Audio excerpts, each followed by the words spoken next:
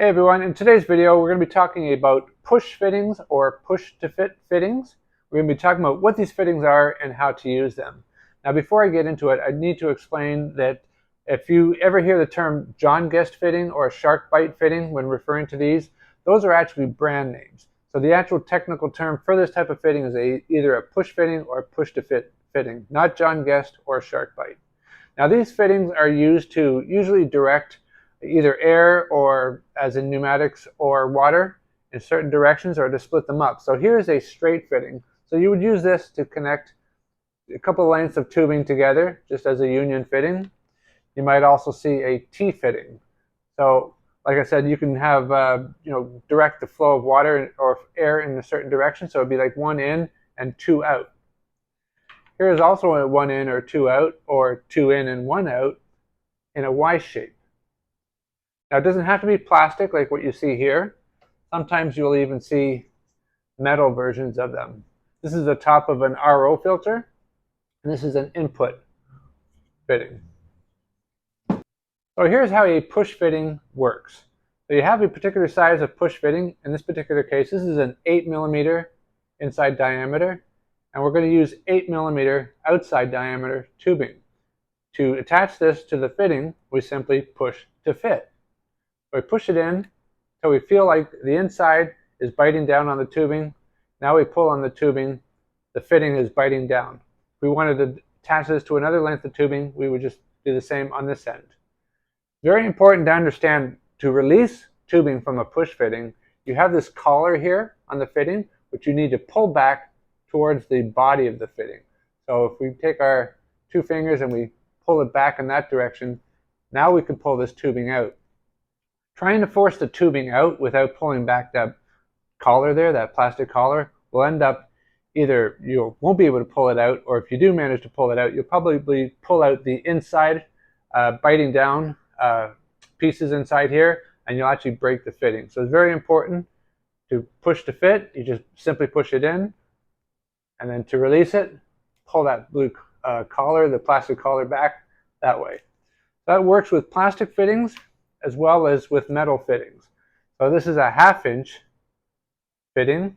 It's an elbow shaped fitting to go into this. This is the top of a RO housing, RO membrane housing.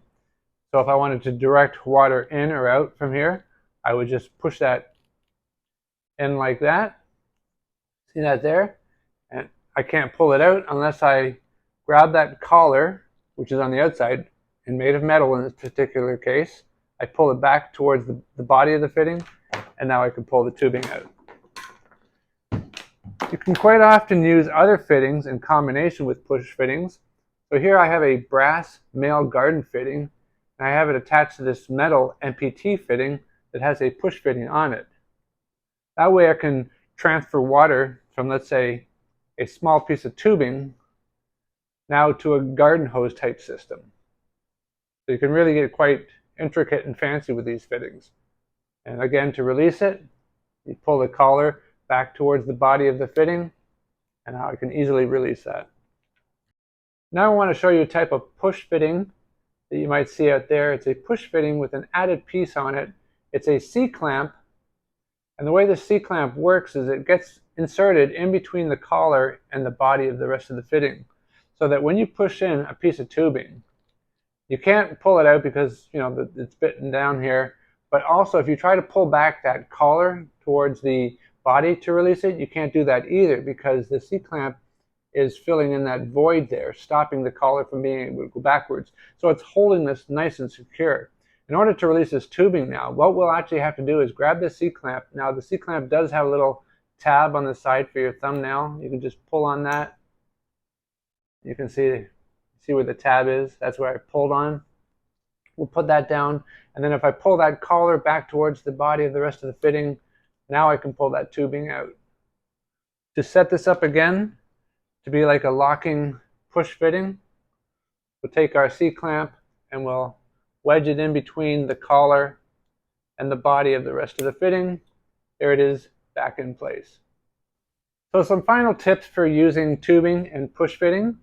One is that you always want, whenever you're cutting your tubing, to make sure you have a nice straight cut on there. You don't want to go on an angle. You don't want to have it all jagged.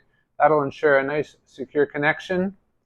The other thing too is that you don't want to be pulling at this without pulling back that collar. You don't want to be putting stress side to side. You'll break the insides of the fittings, and then eventually this thing will just pop out. The other thing too is that sometimes people will say that these things might leak at all. You might get leakage if, like I said, if you pull at it side to side, or you try to pull it out, and the integrity of the fitting gets damaged here. But another reason why you might have the problem with leaking is that certain tubings out there could be too soft. If it's too soft, they're going to kind of collapse on themselves. They're not going to be nice and form-fitting to make a nice, even, flush connection with the push fitting. Usually the harder the tube, the better the connection. Obviously, for some applications, we need the tubing to be flexible. So the key will be just to find the happy medium. If you do find that a fitting does leak with the tubing, after a certain period of time, maybe when you first connected it was all great, but then it started leaking, what I would suggest you to do is to release the fitting.